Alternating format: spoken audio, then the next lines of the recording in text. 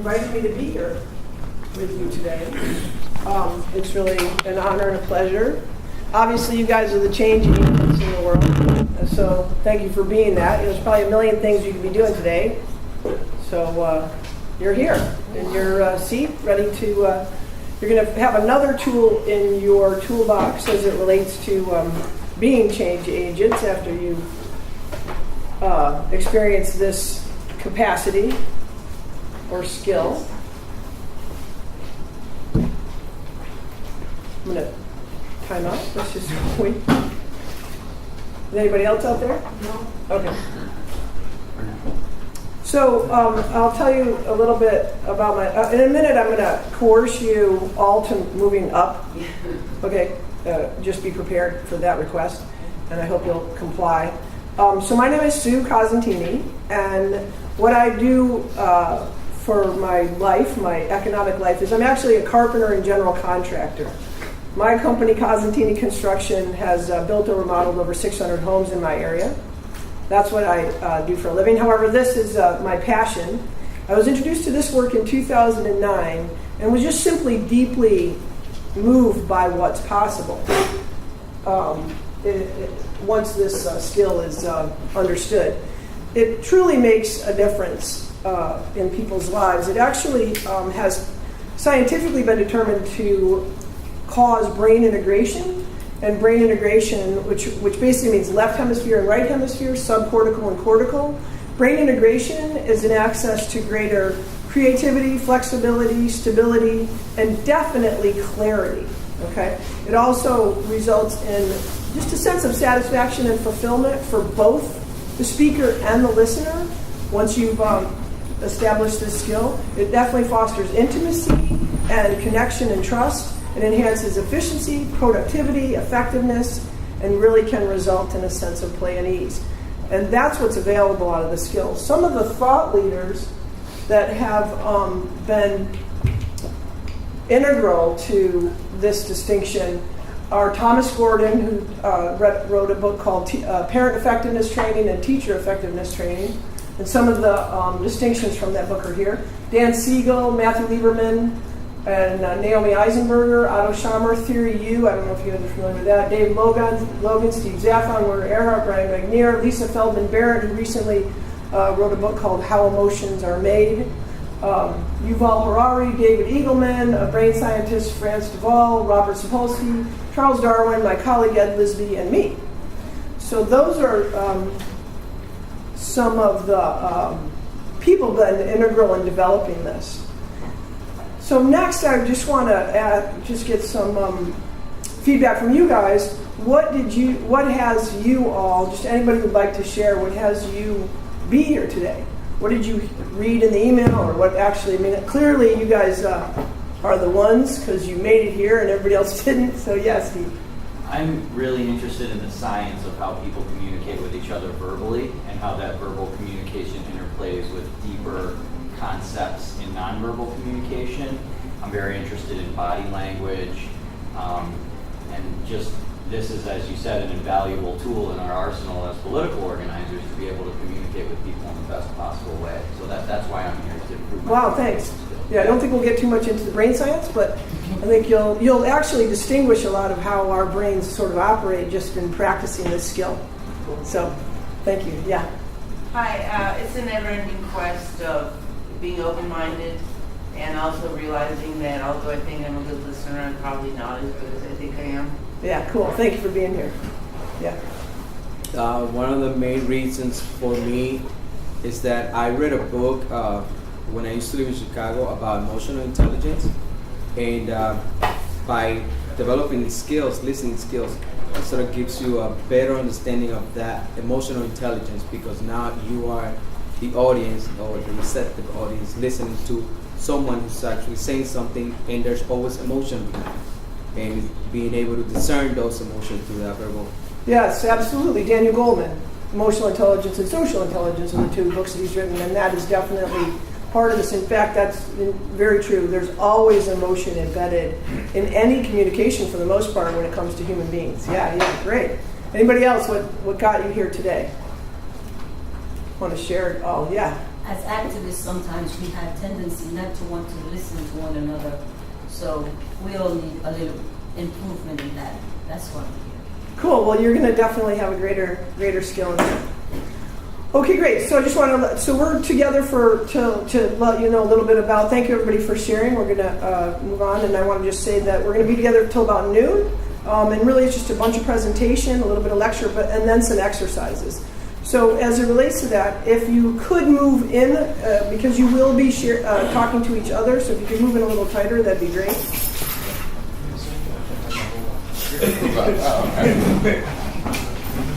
I thought you were talking about you. Me? All right.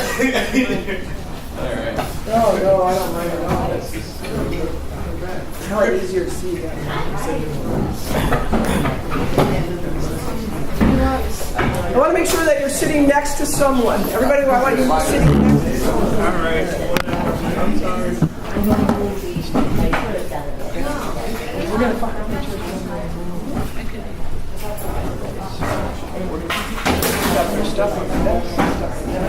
I just had the front row off. It seems this is a more like I'm just a fan. I'm a supporter of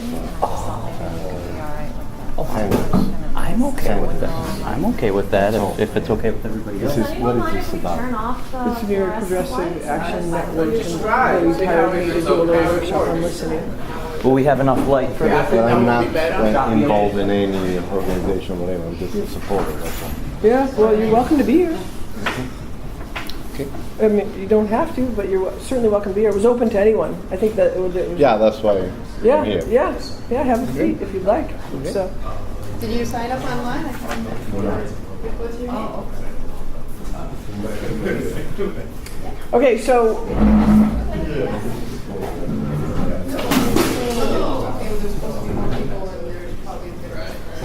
thank you for moving forward.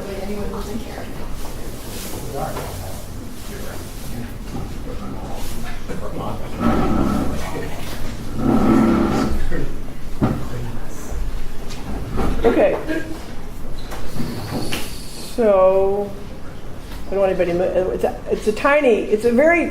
This is incredibly simple, but it's not easy, and it's a pretty dense inquiry that we're going in. So any chunk that you miss, you'll miss something valuable because it's a very short period of time I have with you.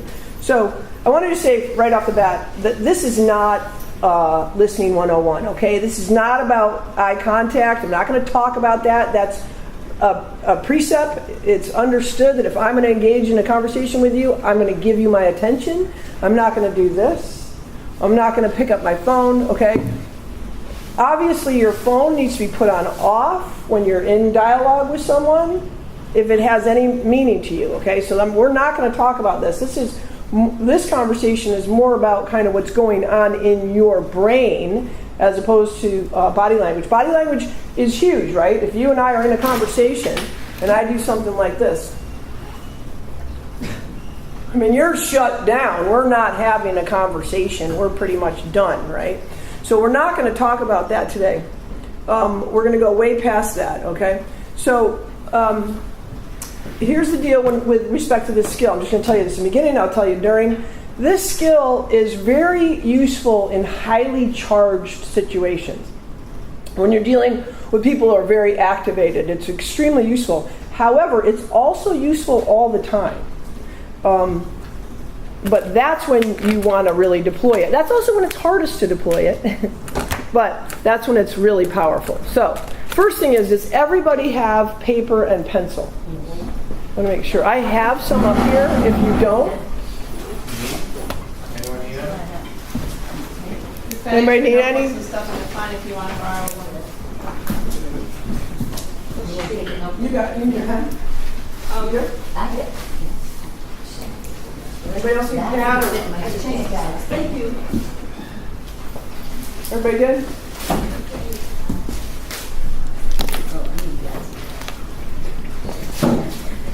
Can I get one of these?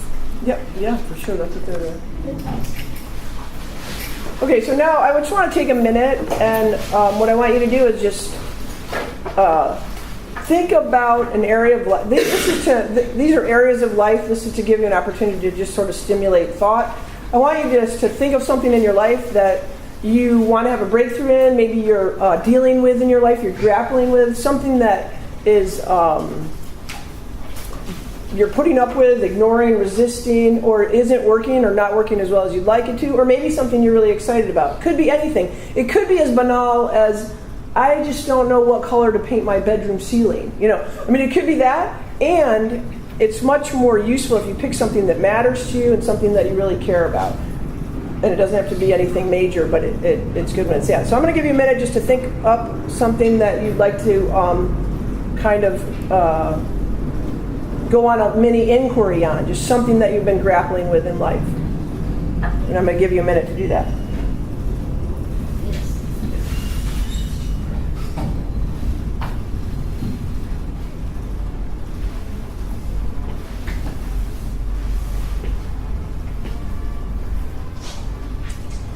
Could be parents, husband. It doesn't have to be one thing, or It could be you could have multiple things, because we're going to have an opportunity to look at multiple things. But one for right now, just one thing that you are dealing with in your life.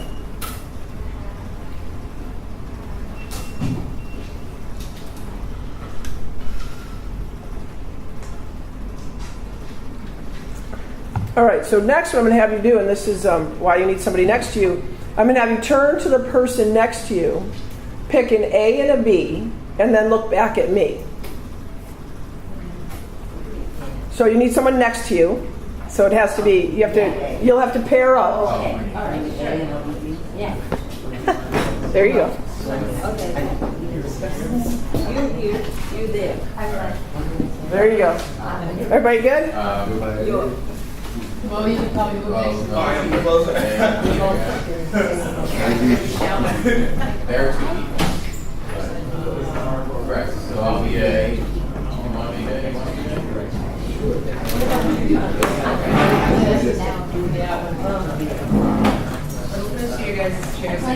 which one of us? Pick an A and a B, and then look back at me. Doesn't matter. All right, you guys got your A's and your B's?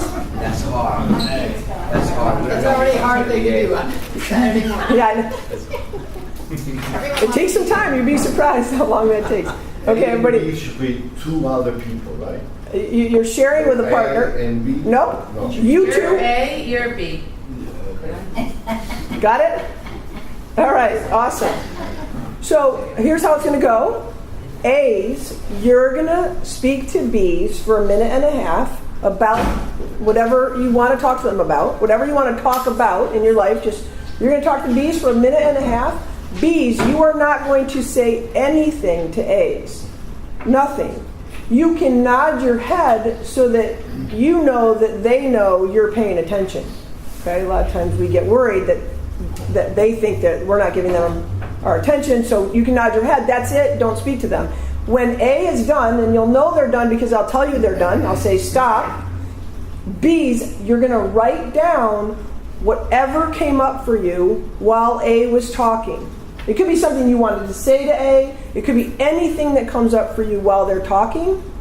I'm going to give you a minute to do that, B's, and then we're going to switch, and B's are going to speak to A's for a minute and a half. And A's, you're going to write down whatever came up for you while B was speaking. Don't write while they're speaking. Keep your attention on them. I'll give you a minute after the minute and a half to write down what you wished you could have said to B's and what you wished you could have said to A's. So is that clear? So we're just picking one of the topics that we wrote? And Yep, and talk to your partner. And you're only going to have a minute and a half, and when I say stop, it may actually feel a bit jarring, and I apologize for that, but it's an exercise, and you'll have another opportunity to continue to talk about it later. So, yeah, just talk about whatever you want with your partner. Okay? A's, go ahead. So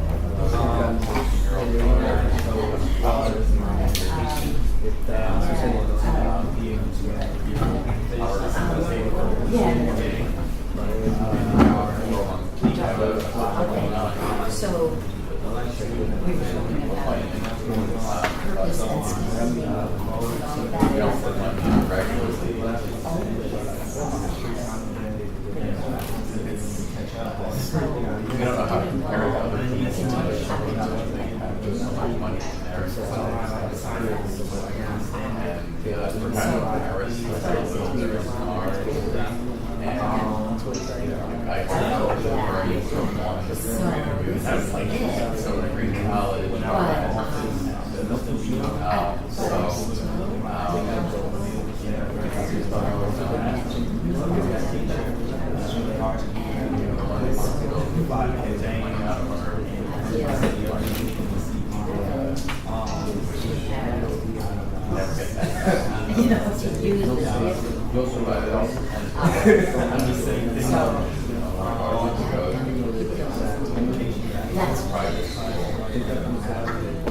That's here. If I don't change the world, in the next 30 years. So, yeah, that's good. Okay, stop. All right, great job. B's, write down whatever came up for you while A was talking. Anything you'd like to say back to them?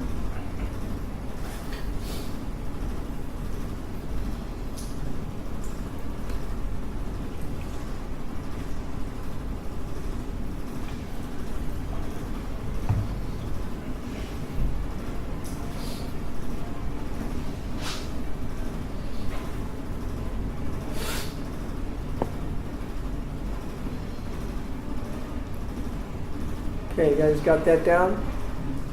Got that little thought down? All right. Give you 2 more seconds. So now, B's, you go ahead and talk to A's for 1.5 minutes. Ready, go.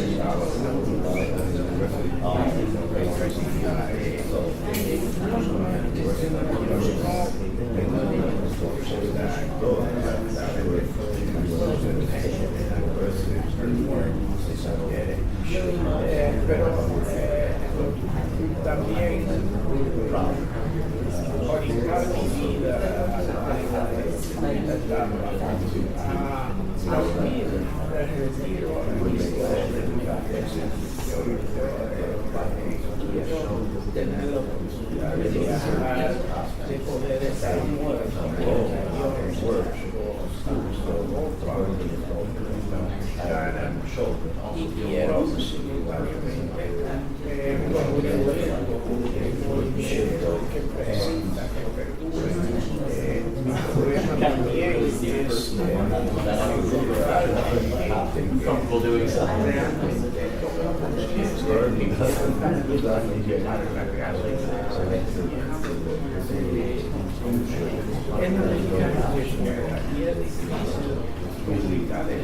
Okay, stop. So A's, go ahead and write down what you wish you could have said to B. Or whatever came up for you. Is this what they said or what? No, write down whatever came up for you or you wanted to say to them but you weren't allowed to say. Because you didn't speak to your partner yet.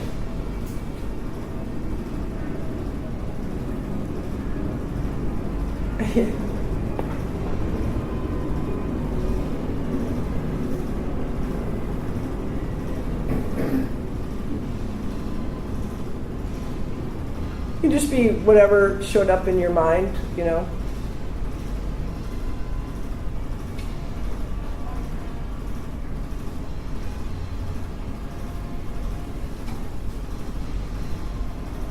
It's kind of interesting to not be interrupted for 1.5 minutes, isn't it?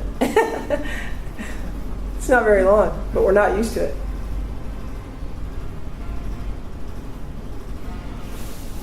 Okay, we're going to do that one more time, only with a different partner.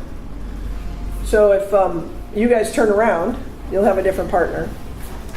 No, these two are going to turn around, and you're going to switch with her. switch and you'll have a different partner. You guys, and you can talk to her. And then you two are going to have to wait a minute. If you two switch positions, you'll have different partners. And you guys switch with them. Let's do it one more time. One of you can stay here. Oh, okay. Eric, you come here, and Katrina will go back there. And then you'll be able to come back to your regular. One more time. You did so great that time. We're going to do it one more time. So this time, how about we do the person with the longest hair goes first. I just got a trim. I just had a birthday yesterday, so. And so the person with the longest hair, are you ready? He's got the longest hair. You got the longest hair. Okay, in case there's any question on that. It can be same topic, and you can continue to talk about it wherever you left off, or you can just talk about something else. A lot of times people just continue where they left off, or you can have another topic. Okay, person with the longest hair, ready? Go.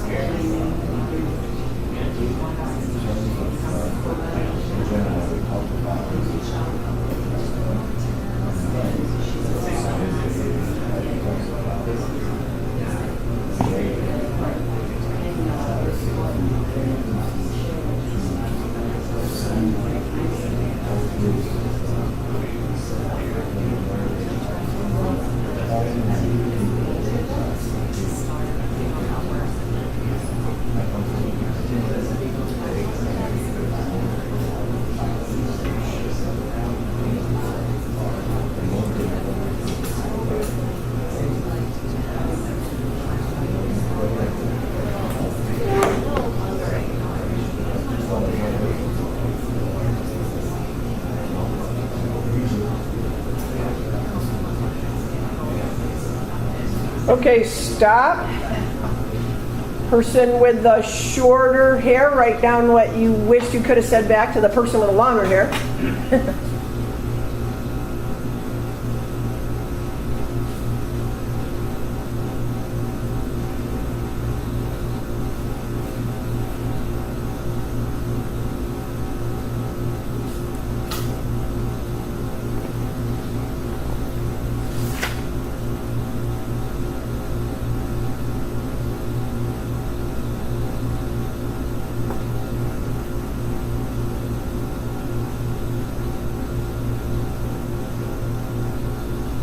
Okay.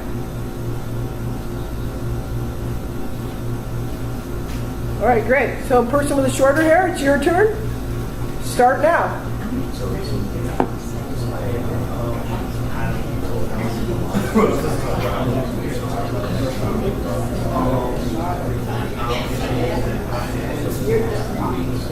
Do not respond to your partner. All right, that's good. So, what do you want?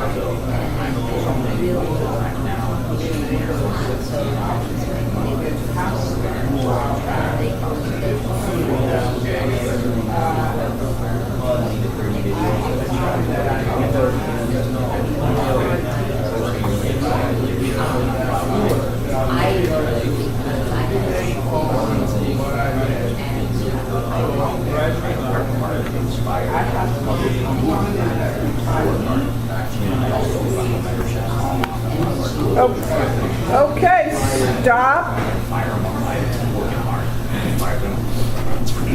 All right, thank you. So now write down what you wish you could have said. Yeah. The non-talking partner. I failed to say that the second party should not be responding to the first party, but it sort of doesn't matter. It's fine if you did that.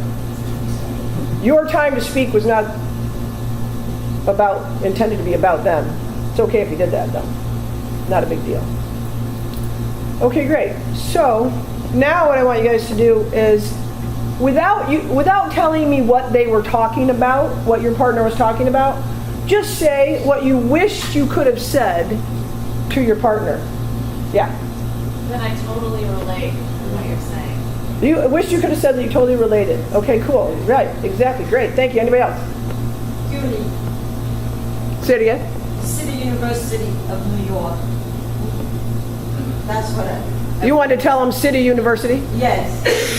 Cool. Great. Yeah, it was frustrating not to tell him. It sounded like a little bit. Yeah, you really wanted to tell him. Yeah, he needed to know that for sure. Yes. Got it. Okay. Anybody else? Who else? What did you want to say? I want to hear from everybody, actually. Yeah. My wife is going through some of the same thing. Right. Cool. Yeah. Sometimes it's hard to relate perspective. Hang on. It's impossible for. She's not going to join in. She's just going to sit in the back. It's gonna be hard to. She'll grok it a little bit. Say again. Sometimes perspective is like important. Yeah. Perspective is a good thing. Got it. Yeah. Okay. Yeah. The two things are not necessarily exclusive. Thank you. Yeah. To one, I would say I understand your fear and appreciate your ambition. To the other, I would say I completely understand your struggle, and I hope that in the end of these next 2 days we can try to find some kind of plan about that going forward. Awesome. Thank you. How about you? How about you guys? Would you have wished to say that? To the first one, that I really hope that he finds that he's doing already things that are bigger than he already imagined, and be easy on yourself because you have all the right intentions. Cool. And then to the second person, I'm so happy to know that you are finally at a good place professionally. Keep up the amazing work you're doing. What you're doing is invaluable. Cool. Thank you. How about you, sir? My first, I would say that I know what he's going through. I have been through that situation before, and I hope that he persists on it because good things do not come easy. It takes a lot of effort, perseverance, and if you keep doing it, you most likely will succeed. First one, I can relate. The second one, I can relate to your situation. I experienced pretty much not the same problem, but similar problem, and it's pretty much the same. It comes to the situation that. Wait. So I'm gonna interrupt you. I apologize. Just in the interest in getting everybody's feedback. Do you really wanted to give her a little bit of coaching and to tell her, to reassure her and that kind of thing? That's perfect. I'm gonna have to stop right there and go back to you guys. Okay? You'll have a chance to tell her. So, what did you want to say back to your partner? That it was a very relatable story and well expressed. Yeah. Cool. How about you? I wanted to say that, it's okay and it will be okay, and what is what long term doesn't matter. Cool. Thank you. How about you guys? What do you want to say back to them? Well, I because I said it. You did say it, didn't you? You couldn't help yourself. I couldn't because I was very excited about his plans, and we have, and I had some ready things that I wanted to express to him. But the first one, we had a lot in common, and so it was. I am an interrupter, so it was this is a good experience for me. A minute and a half, by the way. Yeah. That's all that was. I'm just saying. I know. That's how bad I am. So, but it was good for me. Her situation was really interesting to me. So Cool. So you're fascinated by it. What did you wish to say back to your partners? Or one of them? One is really appreciate the support and the enthusiasm. It's really nice to have the resources that like everyone else learns to share resources. Is that it? Okay, cool. All right. So those are typically how we listen, right? Those are classic responses. Those are all incredibly well-meaning. They're really humane. They're really coming from your humanity, and they're great responses. And they're really, really well-intentioned. And I'm going to assert today, inside of this distinction, that is not listening. So, almost all the responses. I'm going to argue that our typical responses are, in fact, roadblocks to having a speaker continue to speak. And we're going to look at, go ahead and change back to your seats if you guys want, where you've set up your food or drink or whatever. Feel free to move back around if you want to right now. Yeah, it'll be easy for you. Are you going to... Go a little further to the next one.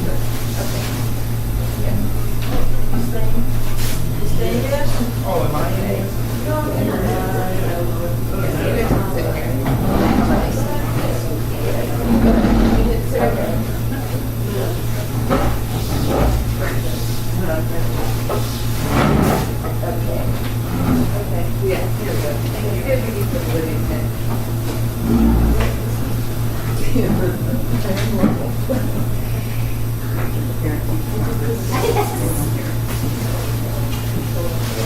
Okay. You guys ready to rock and roll?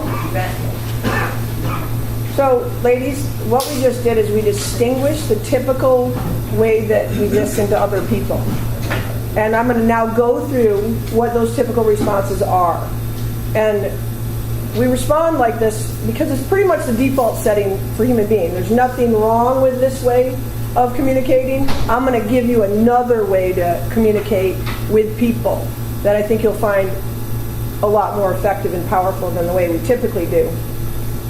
Because how we typically are with people doesn't enhance and foster them continuing to navigate inside of whatever it is that they're looking at. Continue their inquiry. It really kind of moves the spotlight from the speaker onto the listener. So let's look at what those are. So we're going to look at the categories of some of these typical responses that I call roadblocks to communication, and actually Thomas Gordon calls roadblocks to communication. I lumped them into 3 categories. They're not really in 3 categories. It's a really holographic thing. They're kind of nested in each other, if you will. But it's really a lot easier for the human brain to assimilate information when it's separated into categories. It just makes it easier for us. So the first category under the roadblocks, and I don't know why that's doing that. I must have made that happen. The first category is evaluative and judgmental, okay? Evaluative and judgmental, yeah, sorry. So here's the deal with that, right? We're always evaluating and judging. If you're breathing, you're evaluating and judging. You have to survive. It's integral to being alive, right? And under that category is agreement and disagreement. Here's the deal. You guys don't have to write this down. I'm going to give you a handout. You don't have to write anything down. I'm going to give you a really beautiful handout you're going to love. As soon as we get through all the categories, you can just pay attention and try it on the visceral level. I want to get past your prefrontal cortex here today, ultimately. I want to get into like your right brain. So, and writing is a great thing, I get that, but I'm going to give you a handout. So let's just see if you can feel these ways of experiencing responses from a listener, because that might help you get it even better than writing. And I'm going to give you a cool handout. So, and it's going to have everything on it, all these categories. So consider that agreement is just the flip side of disagreement. And here's the thing, what's funny is they never asked you, a lot of times the speaker isn't asking you if you agree with them, but it's just our tendency habitually. And it's well-meaning, because we think if we agree with them, it shows that we're getting it. I can relate to you. I understand what you're dealing with. And so we agree. Oh yes, that is how I would have done that. Disagreement is obviously, it's funny how disagreement occurs to us as not listening, but it's still inside of evaluative and judgmental, right?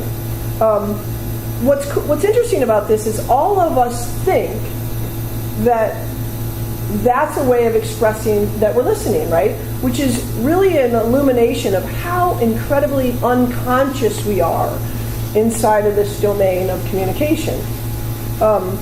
And we sort of don't know what else to do. This illuminates how few skills we have inside of communication, where we default is to go to agreement when they actually never even asked us. Do you agree with me? No one ever said that, but we say it anyways. And all right, so the next one is incredibly obvious. Criticism or blame. This is under evaluative and judgmental. I don't take it off the list, even though I'm dealing with a bunch of adults, because it frequently shows up in the field parent-child, and sometimes employer-employee. In a real power dynamic field, you will see that, and I put it on the list just so that we can all remember that that's not listening. Inside of business, it might look like, well, you are the one that demanded we keep our meetings to an hour, which kind of has both things, criticism and blame in it. All right. Oh, look at that. Okay, next one. Under evaluative judgmental is diagnosis. Aren't you being a little paranoid about that? Haven't you always had a problem with male authority figures? And that's also many times well-meaning, and it's not listening. They didn't tell you to be their psychiatrist, but we jump to that because we're sure that we know what's going to fix the situation.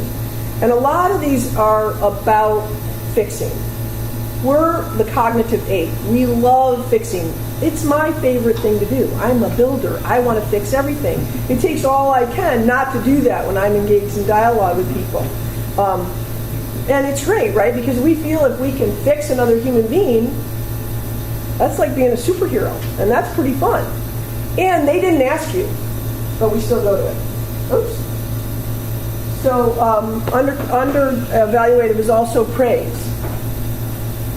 I think we've all experienced this. We're like grappling with something that we're really worried about, that we're not sure is going to be okay. It might be in our field of expertise, but we're still unsure. And people go, oh, you've always been so good at that. That's going to be fine. And you're like, no, I actually just said I'm worried about it, right?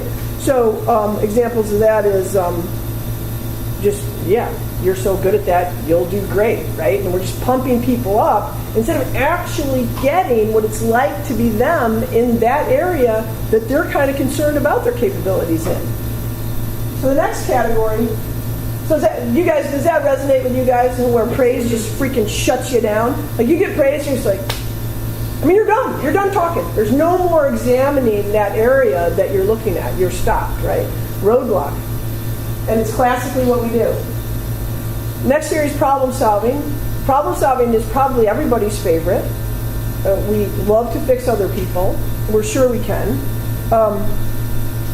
And under that is one that's incredibly implicit, and that's ordering and threatening. I put it under there. That's a quick way to solve a problem, right? Tell somebody what to do.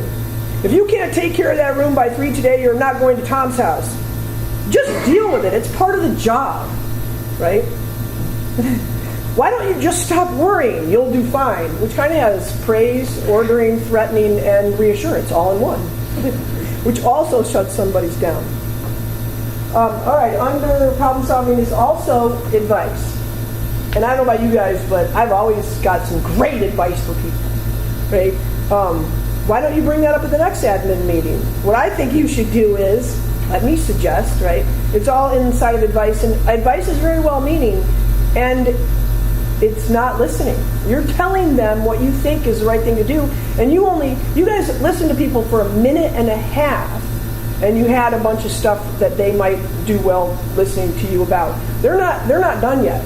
It's not that these things are all bad and wrong and you won't still use them, but what this is about is putting a space between stimulus and response and letting people show up in there And we don't know where they're going to go, but we are ready to weigh in within the first minute, okay? And this is about creating a space where people can actually begin to elaborate on whatever it is that's occurring for them that they're beginning to make noises about, basically start speaking. So advice is not listening.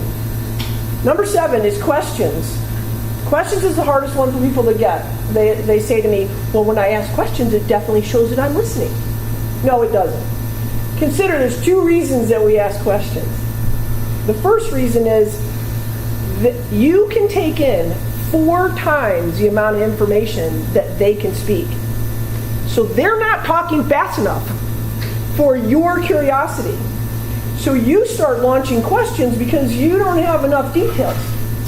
You're not getting them details fast enough. So you start asking your questions because you want to get your questions answered, right? It's all about you. Here's the thing. When you ask a speaker a question, you know what they do? They answer it. So now it goes from it being about them to being about you. Spotlight goes on you. You get your curiosity satisfied, and that's not listening. They'll tell you the answer. Give them a minute. You'll get the answer to your curiosity, and you'll get satisfied. Might not be as fast as you want it, but that's the one reason that we ask questions. The other reason that we ask questions is we want to collect enough data so that we can give advice. Now you guys will see this in life now. You'll go out in life and you'll see yourself wanting to ask a question, and then if you think about it, it's to satisfy your curiosity, or it's because you're about to upload some, you're going to serve up some advice to your speaker because you're sure that you have the right answer, but they haven't actually finished talking yet. So under problem solving, moralizing is a place for us all to go. These are all just habitual and kind of default setting. There's nothing wrong. There's no free lunch, Bob. You're talking to a teenager or whatever who's trying to make it in life without getting a job, whatever. We get on our soapbox, especially the older we get. We get on our little soapbox and start to preach, right? So that's moralizing. And many times it's because we don't have what else to say. So many of these are because we don't have another thing to deploy when we're in a conversation for the party. So we download one of these ridiculous responses that shut the person down, right? Problem solving, like I said, these are holographic. They're nested inside each other. Problem solving, why not take a different approach? The best solution is you should consider, see how these are sort of nested? What I think you should do is, that's rushing right in and fixing the problem. And here's the deal. You might know what the fix is. How many times have you been in conversation and you're like, hey, I got this figured out. They've had a problem with their dad for about 10 years and, their dad's not coming back. And you got it all figured out and you're ready to upload it to them, and you don't once you're done today. You won't be doing that. You let them figure it out on their own time. And a lot of times you're right. And it doesn't matter. They're not listening to you anyways. So there's no point in you serving up that information because they're not going to take it in anyways, so you can just shut up. I mean, this entire little workshop is about one thing, shutting up.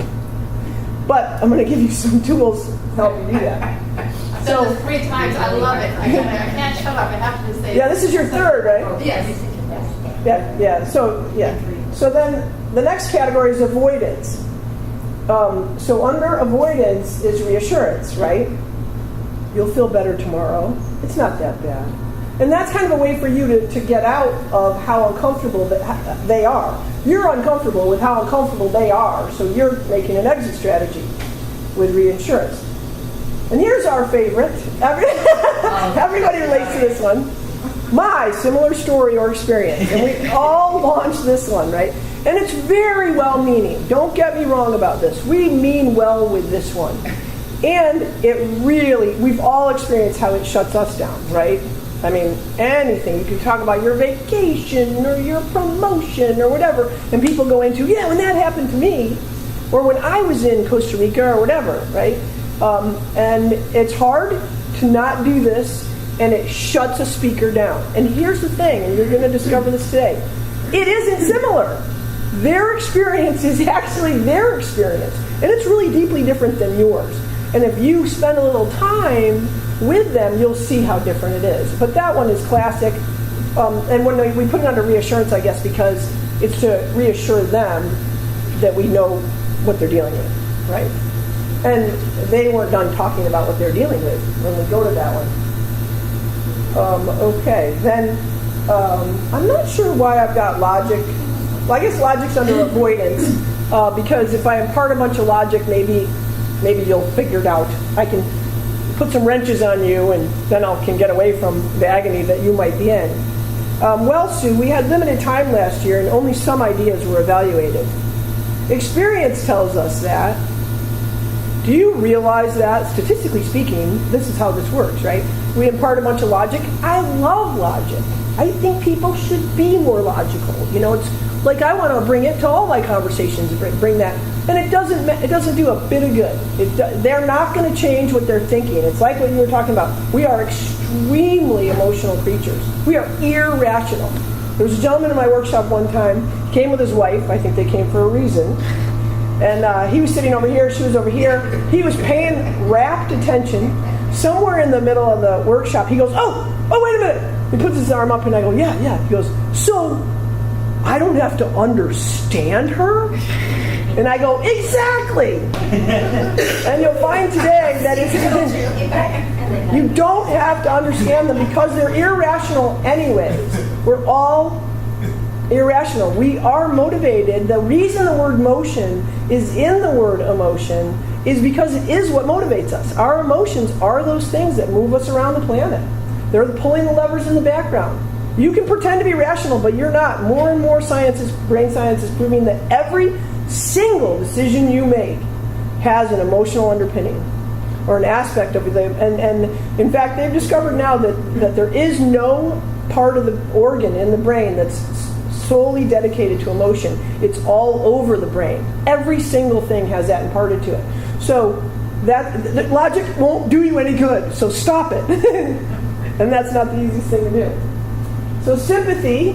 Now sympathy, it's hard for people to get that this is not listening because they're sure that that's extremely well-meaning. And sympathy is really another way to escape their uncomfortableness. One of the best things you can do when someone is dealing with something that is difficult for them, I know this is counterintuitive, is to deepen their sadness.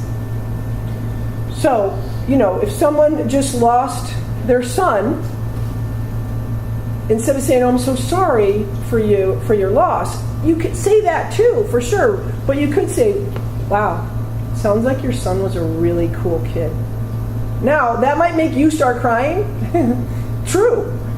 But that's what provides value. That's listening. Now they get to say, he was so cool. Right before he passed, he worked at Loaves and Fishes or whatever. So, he did all these cool things. And they get to talk about their son. And that's what they want to do. But we're like, oh, they're too uncomfortable. I'm going to step away. But really deepening people's sadness is many times the greatest gift you can give them.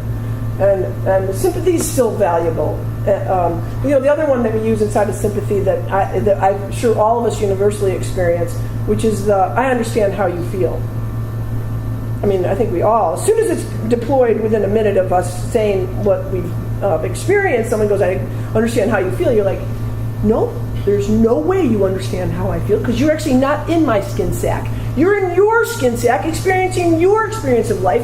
I lost my son, you did, blah, blah, blah. Maybe you lost your son 10 years ago, but it's not my experience. And it just feels so incredibly, it just shuts us down, right? I understand how you feel. I mean, I don't know about you guys, but it's like advice. I feel like if we could turn our cranium around in our skull, we would when we hear those expressions. People give us advice, you're like, wait a minute, you don't even know what I'm dealing with. And you don't understand how I feel, but we all use that. So the last one is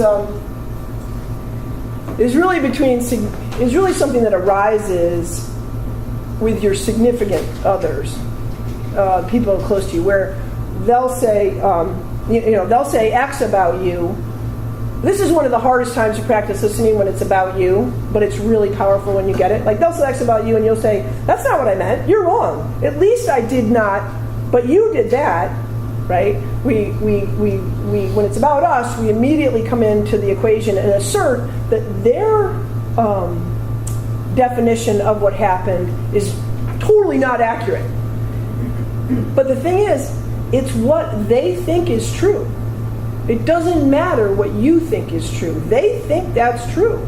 So getting defensive, you're going to basically, what you end up when two people are like that is that you're not conscious. There's no consciousness. It's two machines talking to each other. There's no consciousness there. There's no dialogue that's going to happen. So the thing to distinguish here is that when they speak, we make it about us. They're speaking, and it's just in the design. So, any questions about the 14 non-listening responses? Do you guys relate to this? Can you see this in your life? Yeah. My question is about the last thing that you mentioned, which to my mind was number one in terms of roadblocks, was immediately reverting similarities to my life and judging myself according to what the other person is saying. You mean the number 12, my similar story or experience? These are not listed in a hierarchical order, by the way. Yeah. They're all equally impactful.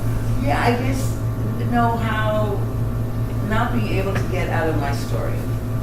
Not being able to totally shut off my story when listening to other people. You find it difficult not to bring in, where is that one? Emotionally, I don't talk about it, but 11. Number 11, sorry, I thought it was 12. You have a difficult not going to your story when people are talking, is what you're saying? Yeah. Yeah. You immediately, it triggers something. Yes. Yeah. And you launch on that, yeah. It's not easy. Like I said, this is incredibly simple, but not easy. And the not easy part is managing your internal dialogue. So you're going to get some practice on that, yeah. I mean, we're people. We have incredible giant brains, yeah. All these things seem like how I communicate, so I wonder what you mean by communication. Yes, I'm sure you do. I set you up earlier, and I've set you up again. That's typically what people say. They're like, this is how I talk. What the hell am I going to do now? So we're going to fill that void. Anybody, yeah. No, I have the answer for that. What the hell are we going to do? Just put a duct tape in your mouth. Everybody's going to carry duct tape around. That gorilla tape. Yeah, but you're going to do it on your own. Yeah. So we can all see ourselves in these. Does everybody kind of agree? Okay. So here's the question that I'm going to answer to some degree. Why are we like this? I'm going to quickly kind of take you on a little evolutionary journey a little bit here. So here's the deal. We're the social primate. We are born abjectly dependent. We're the only species on the planet that cannot fend for itself at all for a long time. And as an infant, we're incredibly dependent. So we've developed neuronally in the hardwiring social ways that we socially connect. We're wired, as Matthew Lieberman said, our brains are wired to connect. So it's very much in the hardwiring.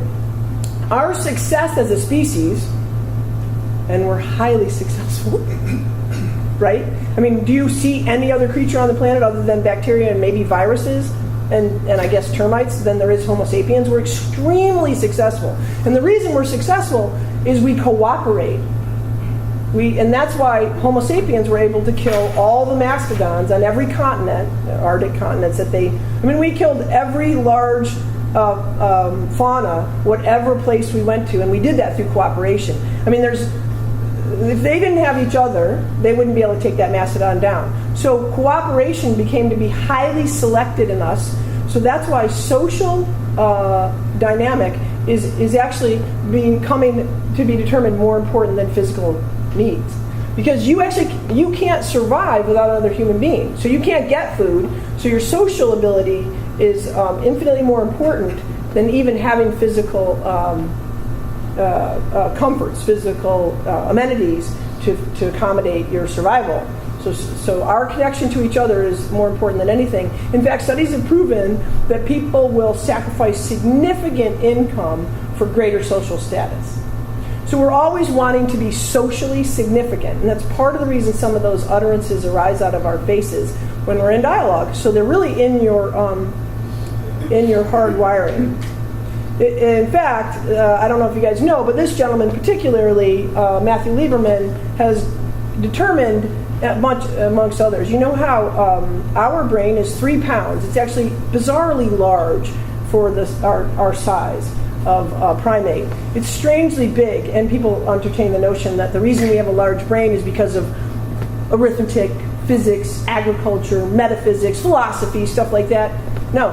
Our gigantic brain, the prefrontal cortex primarily, which is the largest development for us, is so that we can manage our social relationships. So basically, our brain is for gossip. And in fact, it's now been proven. Because we're so dependent on relationships, it's all about managing, the brain is a lot about managing relationships. I mean, we don't have sharp claw or hair anymore. It's very difficult for us to survive without each other. The other gamble that nature made with the human brain is we're live wired. So we're born without much wiring in the brain, and it gets live wired, which makes us adaptable for many different conditions, environmental conditions. All right, so I'm going to mention that one more time. So that's why we are the way we are. That's why this is our default setting, and that's why you guys are left in the lurch right now, because this is just the way that we're designed in some respects. Okay, so what is listening? Okay, so we're going to look at that now. Listening that you're gonna have a little bit of a facility with today. Tragically, I don't have enough time with you. It's sort of like you're gonna do one bicep curl, but you'll have some capacity. You certainly are gonna see yourself coming in life when you see the 14 start to come out of your face, and we'll give you some time to practice. So the definition of listening, and maybe that we're going to get today, is listening is the act, and this is rocket science for human beings. Listening is the act of suspending your thoughts, opinions, judgments, and beliefs, which is basically you, all of you, all of your ego, everything. The hardest part is everything you believe to be true. That's the hardest part I found. Here's the deal. Nobody's got a corner on truth. Your truth is not their truth. But that sort of encapsulates our truths, our entire selves, right? So you have to subordinate that. Pretty difficult to take what you believe to be true and set it aside while you reach in for what they're about. And hopefully I'm going to give you a little bit of some capacity in that. While listening for what it is like, sort of like what their experience of life is, to be someone else, and then actually validating it, even if you don't agree. You don't have to agree with them to say, wow, it sounds like you're terrified of driving in the cul-de-sac. You know, they're terrified. You might think it's stupid. But if they're terrified, then they're terrified, and there's not a damn thing you're going to do to change their mind. So great. Okay, go ahead. Sounds almost akin to a meditative state. People have likened it to that. Having done some meditation here and there, it seems very much like you're dropping the same sort of things and trying to. Meditation, you sometimes focus on your breathing, but in this case, you can just focus on the other person's speech. That's right. And try to limit those thoughts that invade. Yeah. Cool. Yeah, it is. People have said in the workshop that they have been able to access being present through this skill. Now, what we're going to get to today is really kind of my 101 course. There's another deeper level that I do that takes a lot more time to get you a taste of. I'll give you a tiny taste of it, hopefully at the end. Pique your interest. Tragically, I won't satisfy it. But you'll have some skill today. I mean, Emily has spent a little bit of time practicing this in her life, and maybe it'll get you an opportunity. I'm happy to share. Yeah, and it doesn't deploy my second, a little more difficult skill at all, and it's having great success. So here's the deal. Currently, how you listen to people is as if they care about what you think about what they talked about. And consider they don't care. They don't care what you think about what they're talking about. They just want to be heard. Maybe they want to figure something out or look at something. And what we do when we listen is we give them an opportunity to talk about it. We kind of stand side by side with somebody and just say, yeah, that does look kind of scary out there. I can see that looks scary. Actually, you hardly ever say the word I. So it sounds like you're really scared. So we're gonna, so now how do you do that? How do you suspend yourself? Because that's, as you were distinguishing, that's not the easiest thing to do. Well, you could do one of these metaphors. You could do a little metaphor. You could say, I'm not talking to the whole person. I'm just talking to the tiny tip of the iceberg.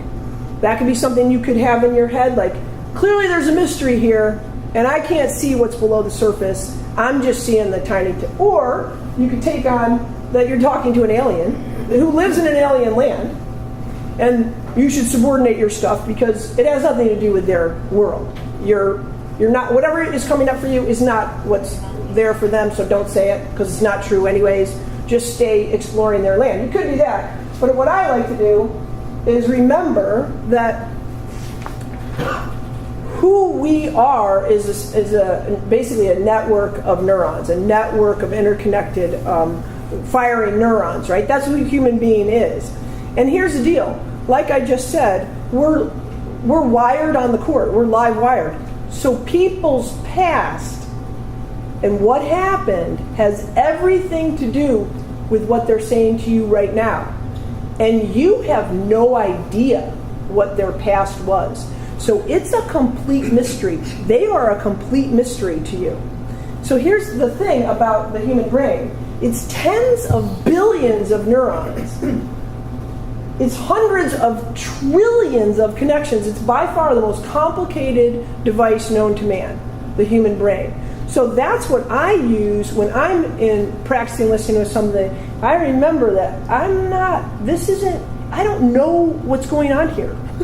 It's a complete mystery to me. So if I start serving up a bunch of crap from what I think is true, it's not going to work because I don't know what's going on here. So I might as well just go on an adventure. I actually call active listening an adventure because you don't know where you're going. And here's the cool thing. Neither does the speaker. Because they're navigating around in the past being part of what they're experiencing now, right? So that's where I stay. Here's the deal. In 1 cubic centimeter of brain tissue, there are more connections than there are stars in the Milky Way galaxy. Okay? It's a really, really... so they truly are an alien, right?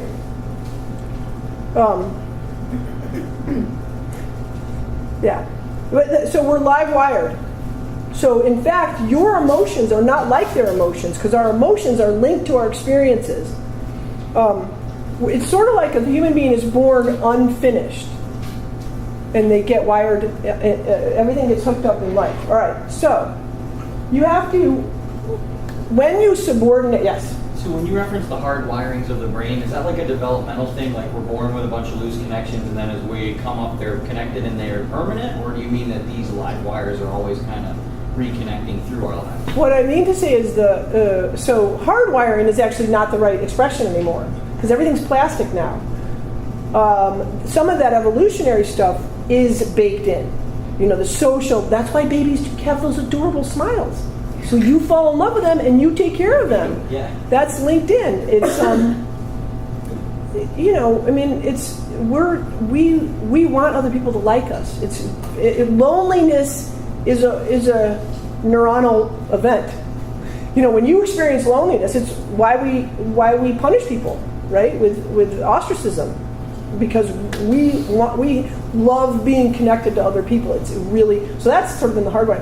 But how individuals relate to their environment and to their stimuli is directly correlated to events that happened to them, experiences that they had in the past when they were laying down a lot of neurons. And that can change. It's one of the arguments to engage in study and experiences that you might not be familiar with, because now you're laying down new wiring that your brain will access as it's trying to predict the future. We're basically relentlessly predicting and categorizing machines. We have to predict. The brain is always trying to predict. Well, what's the basis of prediction?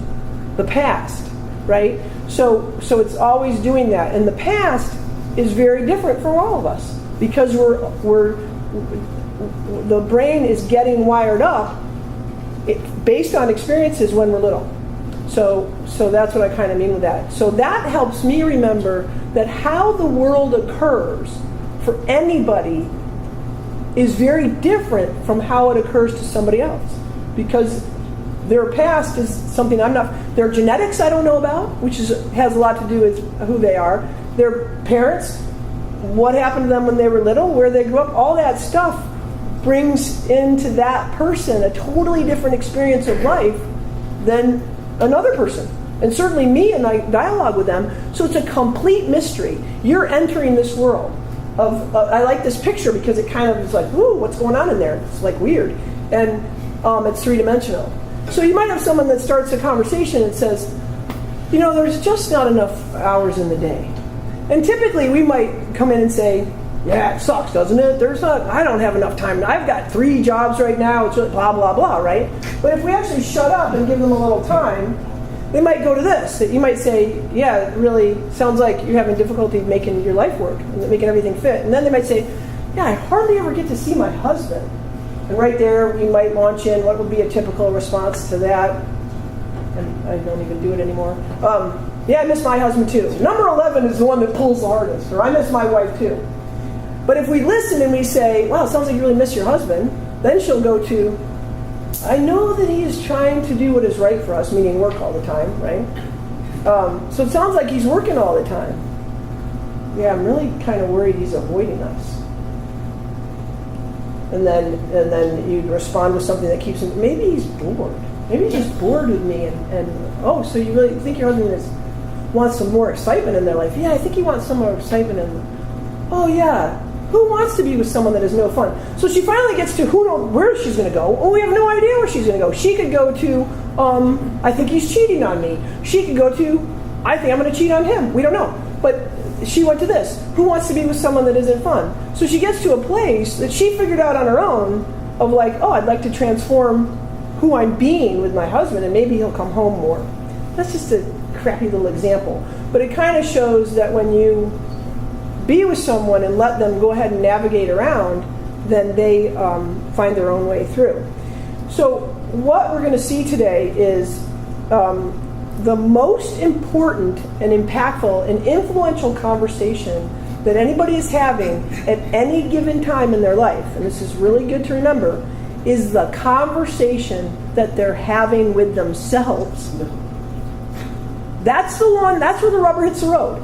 That's the deal. That's what's happening. We got to see what's the conversation she's been having. Now, she didn't know that conversation. She didn't know that final one. She only saw that because you sat with her and she got to go around this little phony-in nightmare of a thought process. She got to get out. This is a wet, dark vault. There's nothing really that great in here. It's a bunch of stupid thoughts. And some of them are brilliant thoughts. But when this is brought out into the sunlight, many times it's a totally different thing. But this is a biological, wet, dark space. And when we facilitate them to get outside of this little cranium, who knows what's going to show up? But they don't get to go there if you don't give them some airtime, which we typically don't, right? All right. So what do you do as a listener to facilitate the conversation? You create a space for them to have a conversation. So it could be that you look at it this way, like I like to look at it, or you can do it this way. Same deal. There are not enough hours in the day. Boom. But under here, once you give them some space to talk, you get to a new space, a new reality for that person. And this just shows up in business too. Can we modify that proposal to include web design? Someone might start with, what they're really saying is, nobody ever listens to me. Right? I mean, that's pretty typical. But we just launch right in. No, I'm not going to do web design. No, that's stupid. Wait a minute. Now, I'm going to preempt the classic question that people ask me. If I practice this, isn't it going to take up too much time? If I practice, if I practice active listening, every conversation is going to take too long. Just to interrupt that question, we'll explore that at the end. That's always what arises after I kind of distinguish these things. And we'll see how it actually makes conversations go faster. All right, so how to do it. Here are the steps to active listening. Or the first step, hardest one on the list, right? Suspend your internal dialogue. Then the next, all the way through engaging in this, when they're speaking, you're looking for what it's like to be them, which is basically their experience, which is their emotions. So, I'm going to give you that handout in a minute. So the next step, when a person's talking, repeat them. Just repeat them. I know it's hard, and you think that you're going to look like an idiot because you're parroting them, and they're going to call you on it and go, why are you repeating what I just said? Here's the deal. They don't. They just don't. They love it. They love that someone's repeating what they just said. Now, I'm not saying it's just amazing. You guys are going to be amazed. It's not like you parrot exactly what they said. You obviously attempt to paraphrase, rephrase it, recreate them, but it's never a problem. People love it, and we'll do a demo. Second step, third step, repeat them. Same thing. Fourth step, look for the emotion, and of course you're doing this throughout. Okay, it's hard to characterize that in a stupid slide, but you're kind of looking for what it's like to be them all the time. Second step, last step, say it. People have reservations about this. They think they're being presumptuous. But if you ask it like a question with an intention of seeing what it's like to be them, and with no judgment, and once you get inside this, you're doing everything with no judgment, they appreciate an opportunity to look at what they're looking at, to look at what they're experiencing. And when you say it, there's an expression by Daniel Siegel, name it to tame it. And when we hear that, even if you're wrong, when you say, oh, it sounds like you feel really guilty that you're spending more time with your dad than your sister, right? And the person might be like, no, it's not really guilty. I guess you give them something to bump up against so that they can see what it really is that they're experiencing. Here's the deal. We don't have an emotional vocabulary. There's 34,000 different emotions, and the emotions are unique to each one of us in a lot of ways. And we don't have the language. There's you guys are familiar with Schadenfreude. Is that how you say it? Right? That's new to English speakers. We didn't have that before.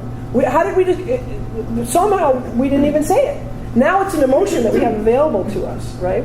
So we're very impacted by them, and we don't have a lot of vocabulary.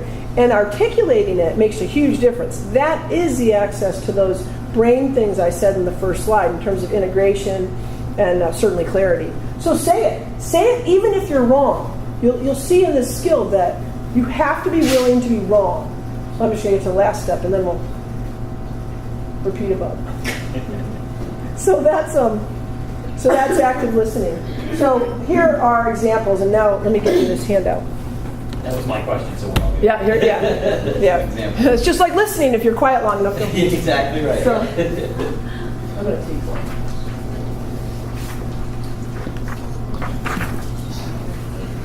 So the handout.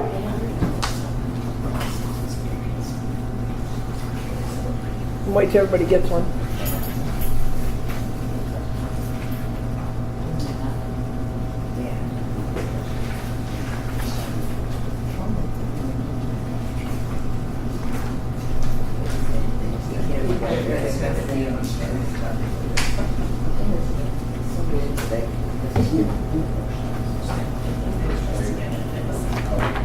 Okay, if you guys flip it over, you'll see I've given you a bunch of emotion words, and they're great. I mean, we forget these languages.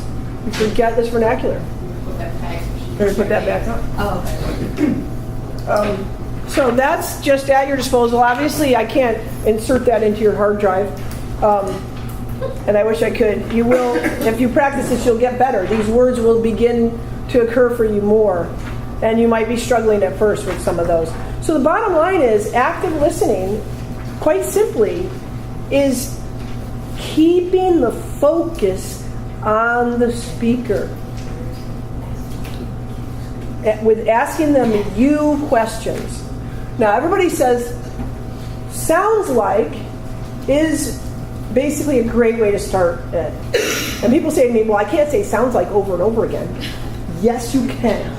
And they won't care because you're keeping your attention on them, and people love that. Because here's the deal. Like I just said, 100 trillion neuronal connections, we're really complicated. We're more complicated than the Milky Way. And we give people 2 seconds before we rush in with our answer. They're grappling with, 16 different emotions at the same time, or 16 different arenas of life that they're dealing with. And so they don't care if you repeat back, because they want to go ahead and kind of travel in that pea soup that they're engaged in, and you give them an opportunity to do that by just going, well, is this what it's like? Is it like this for you? And that's all these are, right? If you can see the emotion, just say it. Sounds like you're really excited about seeing your mom. You're worried that. Stay with what it's like to be them. That's all you got to do. Here's one. So you're grappling that you feel free, but you really miss him. We can have completely contradictory emotions at the same time. Why? Because we're really complicated. Hell, we can have 10 of those contradictory emotions all at the same time. Okay. So, and metaphors are really great. We're image-based creatures. We have giant. Our eyesight takes up 30% of the brain. What else are we doing here now? Because you guys are fussing with crapping up.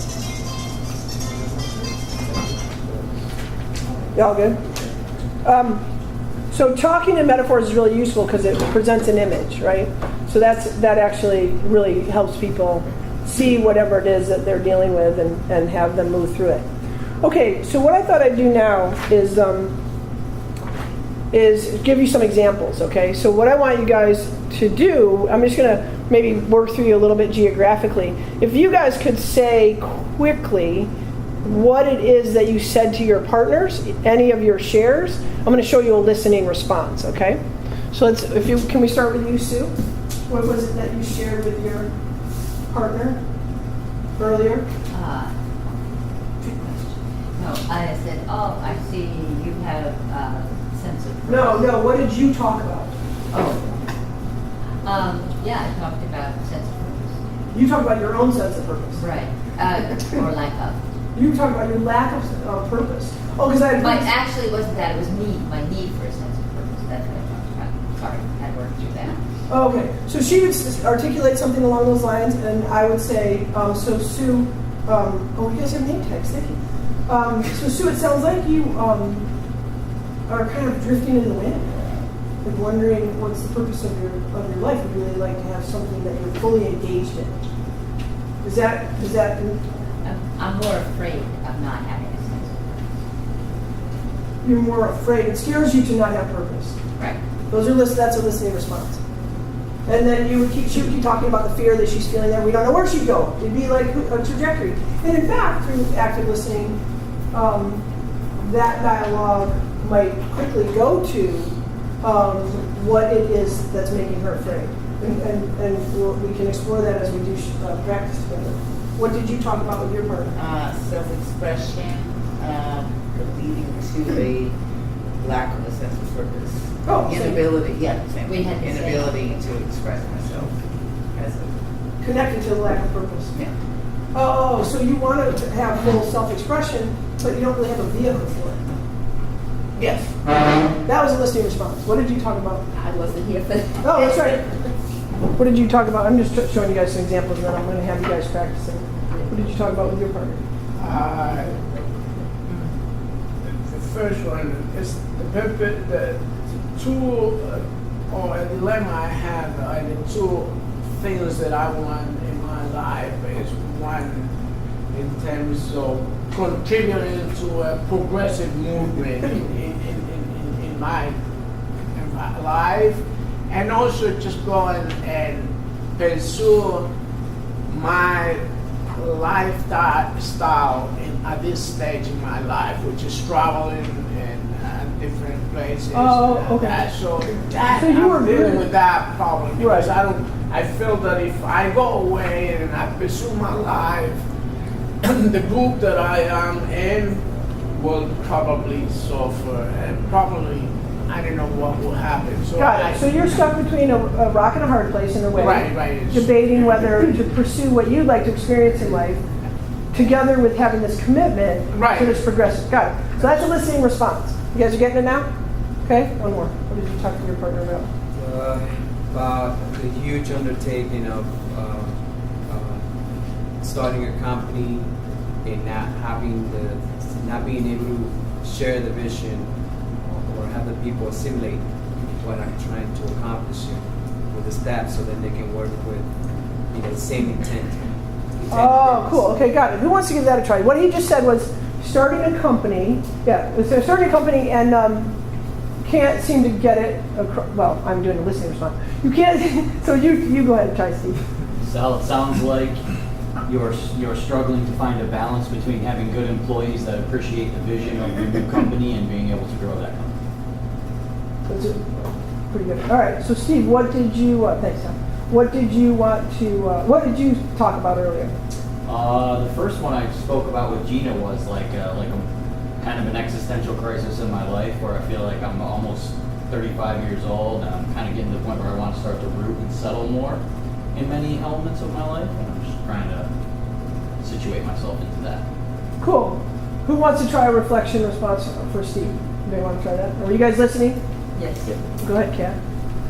So Steve, it sounds like you've just come to a new point in life where you have to kind of rethink what you're doing and maybe start something new. How's that land? Good? Vague? Yeah. Yeah. Well, the part that was. You want to try? Yeah. Emily's trained. Oh, I'm a little trained here. She's excited. Maybe I hear an edge in there about maybe judging yourself for not having gotten that already figured out at 35. Somewhat. Yeah, I would say somewhat. More so I'm just kind of here now and thinking, okay, it's time to make a little bit of a turn. It sounds like you've reached an exciting point where you're looking for a new Louder, change in your Gina. life. Will you say that louder so everybody can hear? It sounds like you've reached an exciting new point where you're trying to figure things out. He's at a point of figuring things out. Okay, anybody else want to try it? So what I heard in what you said was the wanting to settle down, and get settled. And I wasn't listening carefully because I knew I was going to talk about it. But there was a sense of like getting rooted somehow. Exactly. Okay. So Gina, what did you? Thanks, Steve. What did you? We'll come back. Ty, what did you talk about? Get everybody a chance to practice this skill. I have a teenager who's going to go to college in a couple of years, and I'm worrying how we're going to pay for it. I'm kind of embarrassed about how much we have to already saved, and just kind of like, what's going to happen. Yeah, awesome. That's huge. That's huge. Okay, who wants to give that a try? I mean, you can hear the gravity of that for Ty, right?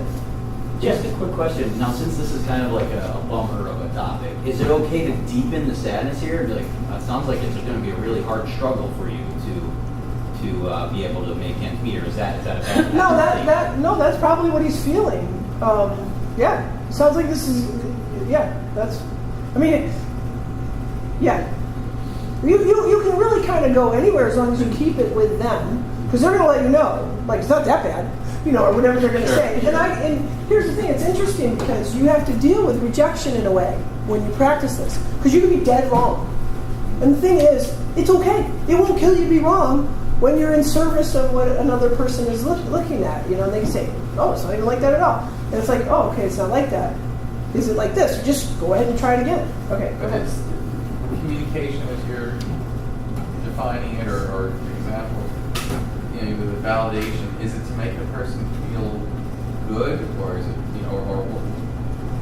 what is just to show someone else understand? I mean, you say when you say like, I understand what you're saying, and that's not really communication. So I'm not really sure what the end game is. You think there's an end game? Like, what's the point? Yeah, I guess is it just to show that there's someone who's connecting with you, or what? It's listening. Instead of making it about you, you leave it with. You can allow them time to talk about whatever it is that. It's actually. Here's the deal, right? Think about it, you guys. really in life as human beings, we're transmission devices. Don't you feel like that? Everybody just sets the transmission. We've got this little bandwidth, and I'm trying to get into your head what I want to get in your head, and you're trying to get in my head what you're trying to get in my head, right? So we're basically operating on this linear thing, and you're getting maybe a percentage of what I'm talking about, I'm getting a percentage of what you're talking about. And that's two transmission devices in a conversation. This is about one of us turning to a reception device. This is about one of those interlocutors set to reception, changing the dial and going, now we're having a conversation. Here's the deal. What arises when somebody is in this domain, it's a gigantic domain because you basically have entered the domain of the unknown. Right? Because I'm saying I don't know. I don't know what it's like to be you. I don't know where we're going. And I'm just going to be there and reflect what I think it might be like. And there's results that arise in that neither one of us could have predicted. You know, the example of that is, the typical example of that is, you want an orange and I want an orange, right? And we go, I want the orange, I want the orange, I want the orange. And we fight over the orange. And finally one of us stops and says, well, what do you want the orange for? And you say, well, I just want some orange juice. And I say, well, I want the rind. We didn't know that until someone actually asked the question of what it is that's actually at the source here. Instead, we just fight over the object. So this is what this work is about. It's about the unknown. It's about turning off transmission and turning on reception. Once in a while, you don't have to do this all the time, but you can do it once in a while. And you don't know, I mean, you get it, the reason to do this, if you need a reason, is all those things on that first slide. I mean, and I'll show you all the other rationale for this type of listening. Yeah, Sally. So it is in a way how all your thoughts stem from two sources, love and fear, love or fear. So if someone is telling you their thought that is coming from a place of love or fear, instead of like you responding, going also into a place of love or fear with all your connections of your life experiences and all your wiring, you just responding back, repeating, rephrasing. Now you shut that off completely on your side, on your brain, because now you don't have to respond coming from your own thoughts your thoughts coming from love or fear, which is, you know, the whole how we are our life. Yeah, you stay in what their experience of life is. And if we're all love and fear based, you stay with what their experience of love and fear is instead of what your interpretation is. Is that what you're saying? I just figured out my whole life right now. Can you share that lovely story with the man who came to your workshop? Oh, yeah. Okay, and then maybe you can quickly share when you practice it to sort of limit it. What do you want me to do? Oh, you have a question? Sorry. Yeah, no, it's quite often you hear people saying, I'm tired of listening to everybody, but nobody is listening to me. What that person, what is in that person's mind? What is he or she trying to say when someone expressed that, made that expression? Exactly what we're talking about here today. Whoever gets listened to. And we never listen to each other. We just respond from our own experience, which isn't listening, which is making it all about us. That's why people, that's why people are so thwarted and frustrated with communication. They never get all the way heard. There's an entire domain that doesn't get to be expressed for all of us at any given time because everybody's ready to answer based on the first utterance. Yeah. Boom, they jump right in, and that's not what's really going on. People are complicated, and what they first say is 9 times out of 10 not what really wants to be expressed by any of us. There's a lot more there that we're not letting. What's really going on isn't what's being reacted to. It takes a while for people to get to what is really going on. Let's see. An example of that is, you see it all the time. People come in highly reactive, and kid comes in and says, "I should have gotten an A on that test."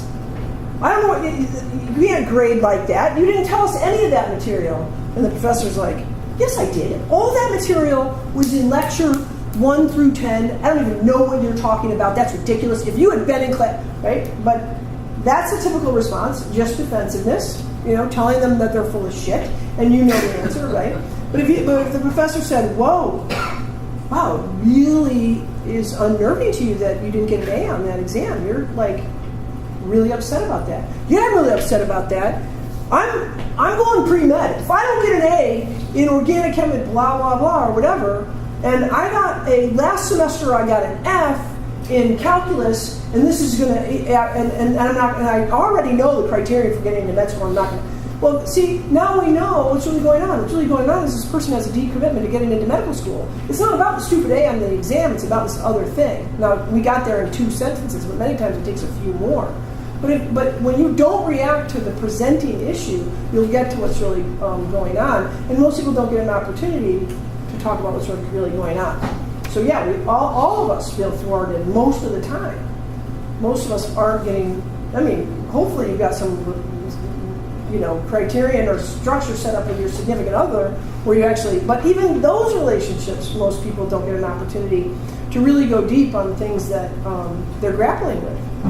And it's a lot of the absence of productivity and satisfaction and fulfillment. I'm really big into sustainability. I'm building communities that are net zero now. And I feel like this is more important than building my net zero houses, because I think if people actually are fulfilled, they would consume less. Consumption, because they'd be satisfied. So the example that Emily wants me to tell is a gentleman came to the workshop years ago, and he sat there and he saw that chart of 14 typical roadblocks, non-listening responses, and he looked at that and basically said, there's nothing else that I say when people talk to me. Those are it. That's everything. That's all I've ever done, right? So he was pretty stupefied, and but he took it in. He tried to really take it in and internalize the skill of listening with the focus staying on the speaker. 2 weeks after the workshop, his nephew committed suicide, and his sister's calling everybody in the family, the mother of the boys, calling everybody in the family, right? And she calls Roger, and she says, Roger, I'm sure there's things that I did that made Billy want to kill himself. Roger's on the phone with his sister, desperately wants to comfort her, desperately wants to say, reassurance. Sally, you're a great mom. There's no way that there's any way that you were that made him want. No, it's totally not you. And he stops because he remembers the workshop. He stops and he says, so Sally, you really feel like you contributed to Billy's death? She then talked to him for like an hour. And in that conversation, she once again took the crap that's in this dark, wet environment, put it out here, and spelled out all the reasons that she definitely made him, and in the process of saying that, saw that she didn't contribute. She was a good mom. She could see that, right? So she gets off the phone with him, and he just reflected the whole time, and that allowed her to continue to go down the rabbit hole of her belief systems, right? Now, do you think if he had said, oh, Sally, there's no way that you're a great mom. If he had done any of the 14, that she would have done that? No. It's not like they're listening to us. She had her mind made up that she was an agent as it relates to him committing suicide. She really felt like she was a bad mom, and that's why he committed suicide. Roger wasn't going to change that. So she then gets off the phone with him. A week later, she calls him and she says, Roger, I want you to know I called everybody in the family, and you're the only one that listened to me. And I was considering doing something dire. So that's the reason to do it. You don't know what's going on in anybody's mind, and you're ready to react to the first thing they say. And that's not what's going on. It's way more complicated. We're really complicated creatures, and we talk to each other as if we're objects. We relate to each other like an object.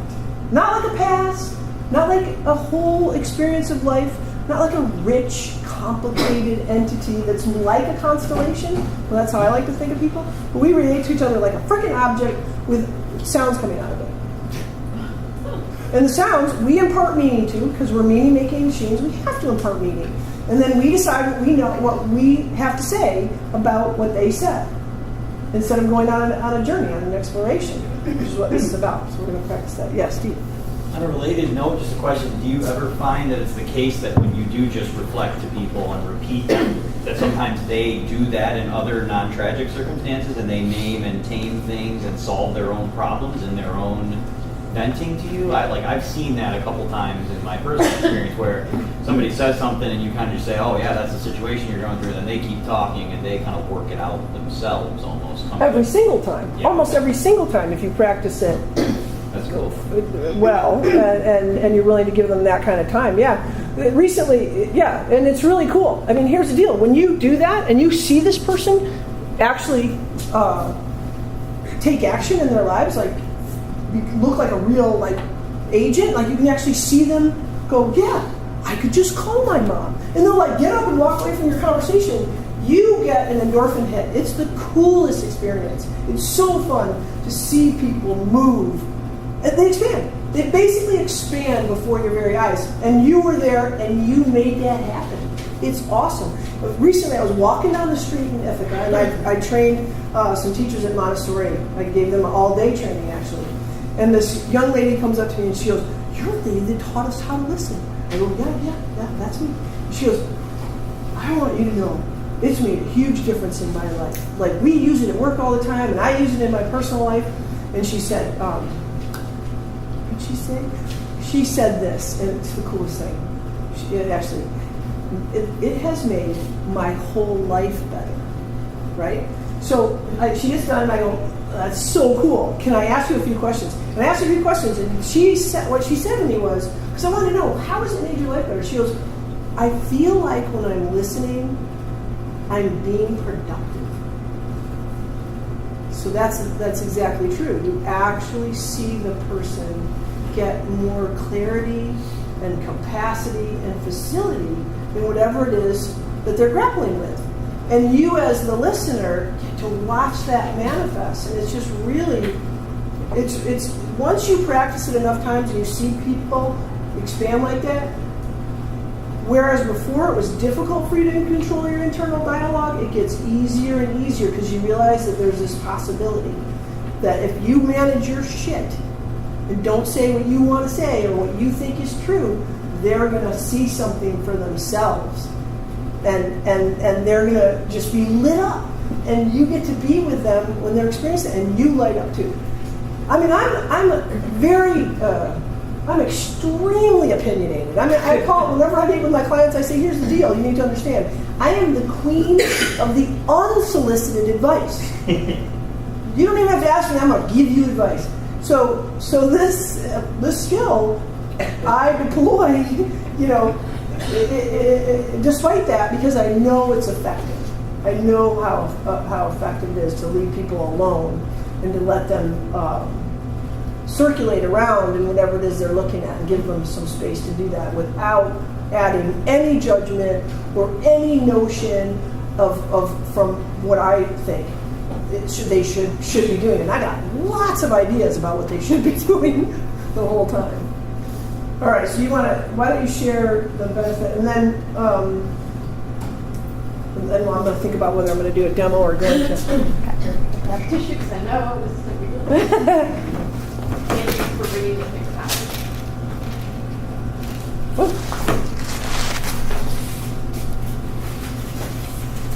I don't mind if you film this because it's really personal, but I'm sure my son would be okay with it because we've had such great conversations since I did this. I've now done it once with Susan in the beginning, and that set me off.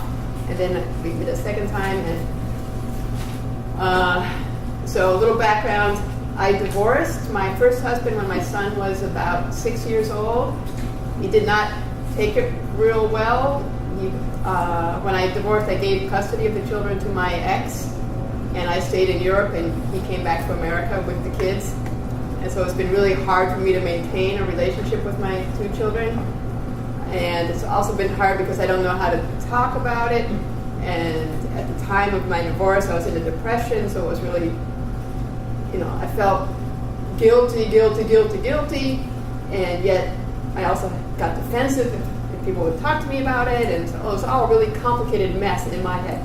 So for me to take that first step of it's not about me, and just like shut that all down, and then try to reach out to my son and say, well, you know, I'm here, you know, if we could ever get past what's happened, you know, I'd like to be in your life. Are you interested? You know, that was the sort of the first thing. Are you interested? And he said, all right, let's Skype, Mom. So I get on the Skype. First hour is just like, you weren't there for me, and you left us in this situation, and you have no idea what, you know, how hard that made it on me, and you have no idea. And I mean, I just got the whole line, and everything he said, I was just like, okay, that's not about me. I'm going to shut up. I'm not going to defend myself. I'm not going to go into the logic of why that was the most sensible thing to do. Just leave all of that. Pause.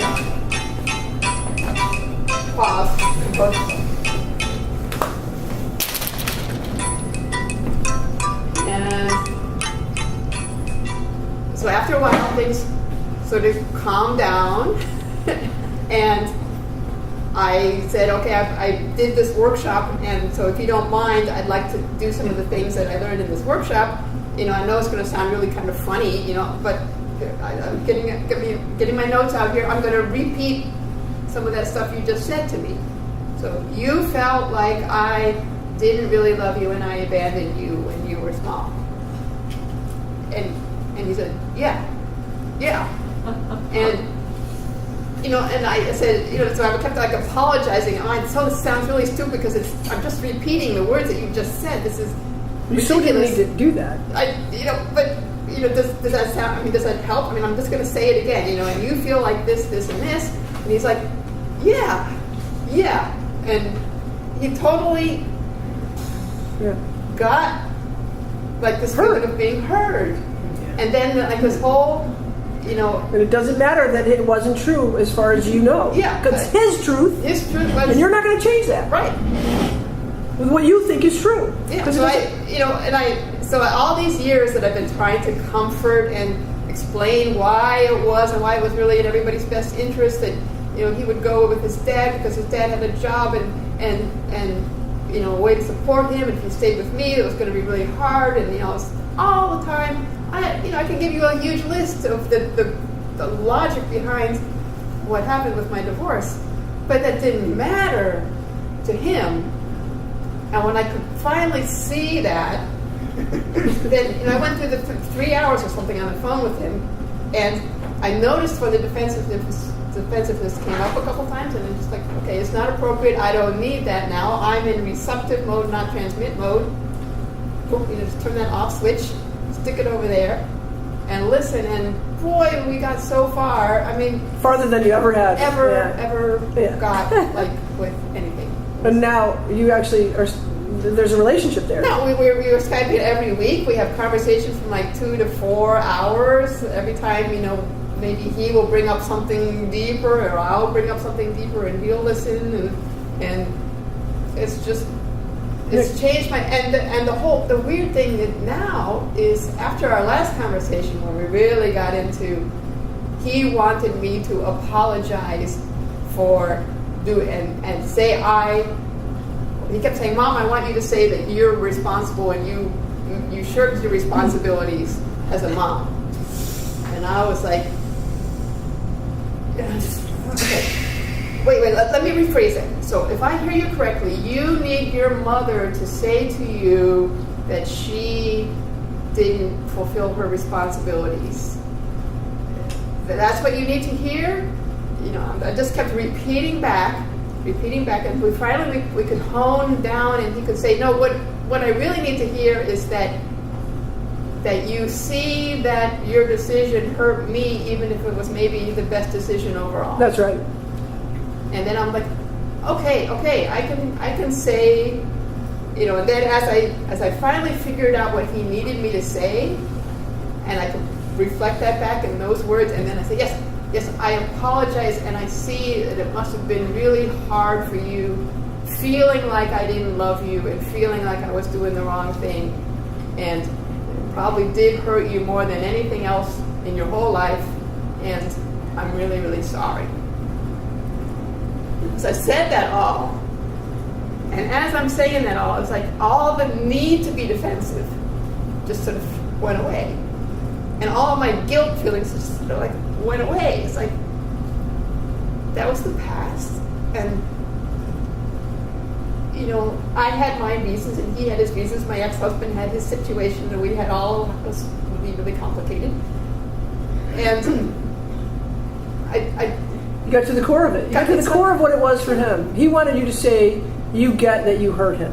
yeah, You actually get that you hurt him. And everything else is true at the same time. yeah. All your reasons, all the whatever was going on, they're all true. But what also is true is you hurt him. Yeah. His experience is you hurt him. Yeah. And after I said that, There's a lot of truths, basically. and he was also able to say thanks at the end of the conversation, because then he said, you know, Mom, I'm really glad you didn't just say the words I asked you to say at the beginning, and that we talked this through, because if you had just said it, it would have sounded false. Right. But instead you worked to find out what I really needed to hear until you could do that, and then that opened up the space where he could say, well, actually, Mom, I didn't quite really appreciate what it would be like to be a mom who was in this kind of relationship, and, you know, it must have been hard for you to make those choices. So he opened up to what your experience of life was once you got him. Yeah. Right. That many times happens.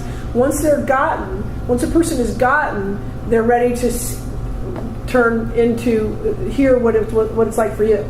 Yeah. Because they get there's just a fulfillment there. There's just a satisfaction, and then you're ready to open back up. But until they're gotten, they're just going to be a tape loop that keeps running, a broken record. They're just going to keep running that tape forever. Yeah. And that's where the expediency. If you guys said, this was incredibly intense, but in business life, a lot of times if you get to that, you'll interrupt that loop.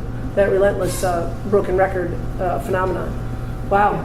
Cool. Well, awesome. I'm so happy for you. What's his name? Alan. And so I've gotten to the point, where, you know, like 2 weeks ago or something, you know, people come up to me and say, oh, you know, do you have children? It comes up maybe in a conversation. And, you know, where are they? And, you know, so most people don't know that I gave up custody of the kids when I was young, or even that I have kids. So it comes up in conversation. There's always this painful spot. It's like, okay, we're going to go there. And now you're asking about the kids, and I'm like, okay, yes, I do have kids there. And, you know, I try not to think, oh, they're out of the nest already. Well, they were out of the nest from age 6, but,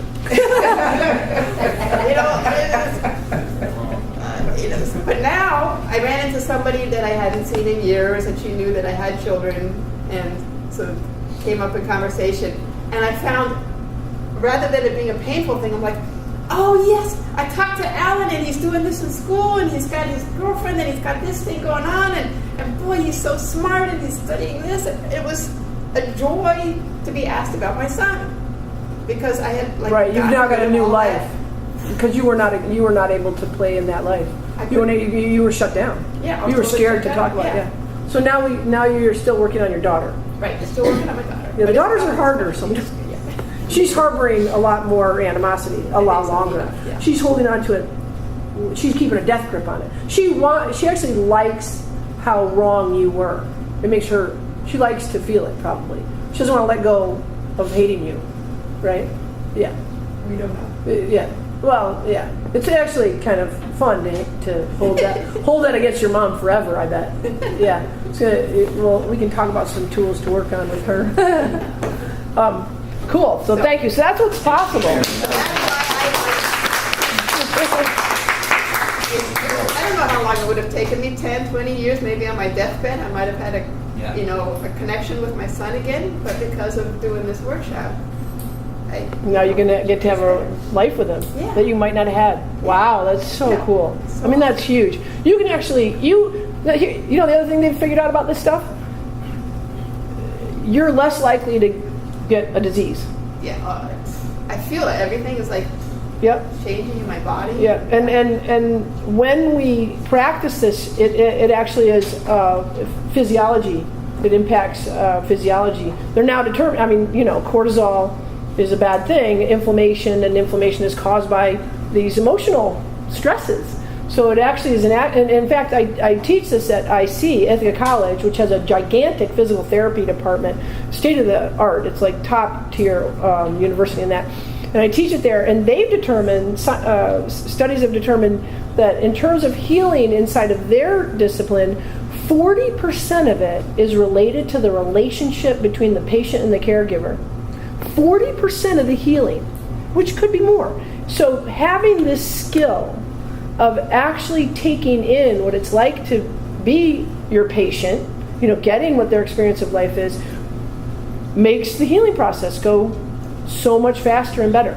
So it isn't just, we're not just talking about a bunch of brain shit in emotions. It's a full benefit to us physiologically, and in terms of counteracting actual disease. Yeah. Then we're going to do a demo now. Thank you. Thank you.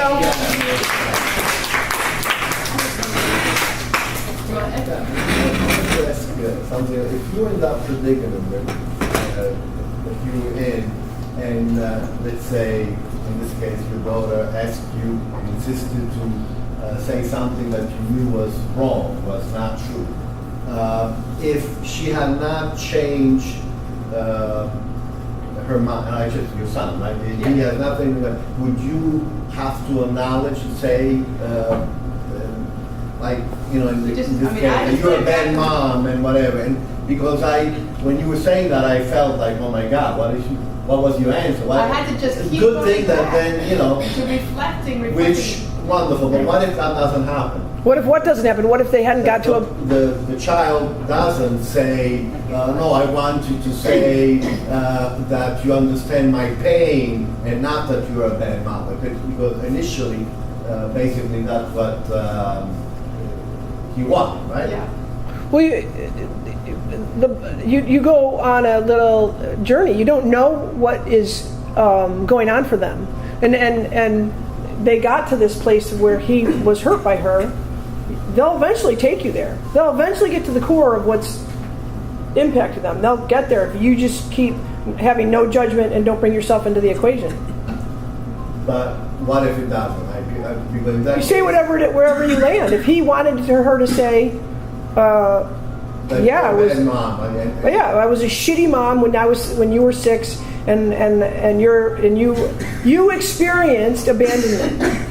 You don't have to say I was. You can say your experience was that I treated you like crap when you were sick. You don't have to say I am, because it's not your truth. You have to say what their truth is. So you're really, really upset and feel deeply impacted by me leaving you when you were 6. You just keep reflecting back what their experience is. You don't have to necessarily here's the thing. You don't have to agree with a speaker when you're practicing listening. You don't have to agree with them. You're in fact not agreeing with them. You're just reflecting back what their experience is. Just acknowledging the truth. Their truth. Their truth. Yep. You're basically acknowledging their truth. Hopefully in emotional terms, rather than just a bunch of content or a bunch of intellectualizations. Because intellectualizations aren't going to have the same impact, aren't going to cause the spaciousness that's available by staying with the emotion.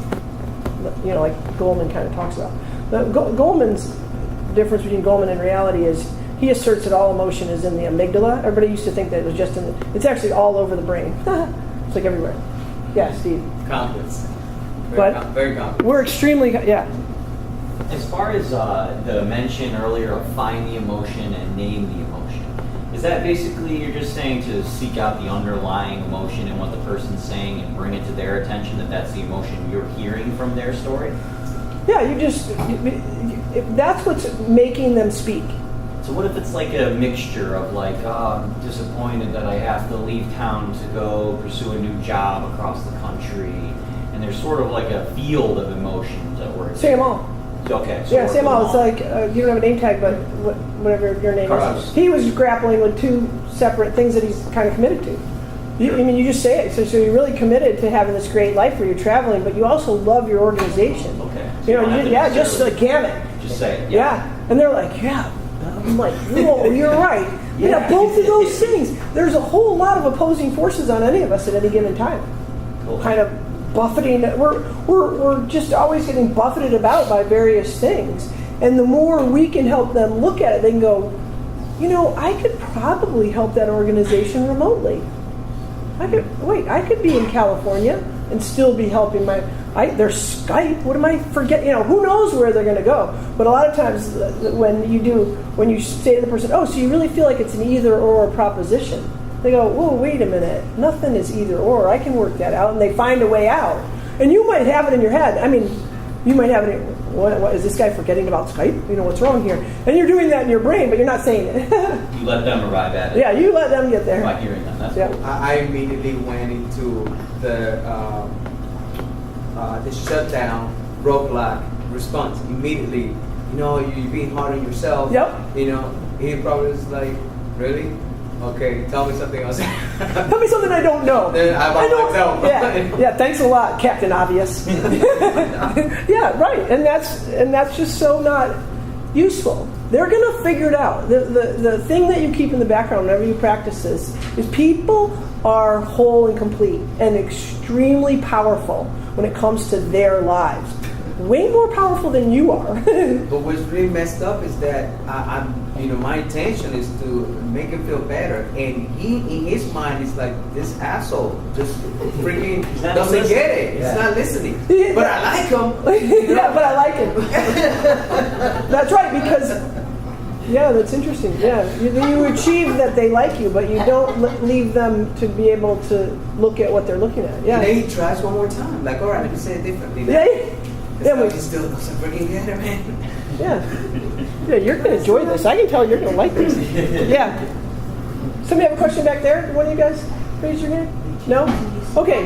Yeah, Gina, maybe it was you. It seemed like at a certain point, though, are you dependent on the speaker to ask when they really want suggestions? Because like that technological example you gave of like, oh yeah, but there's Skype. No, like I would need somebody to say, oh yeah, but there's Skype, because I don't have that information necessarily in me.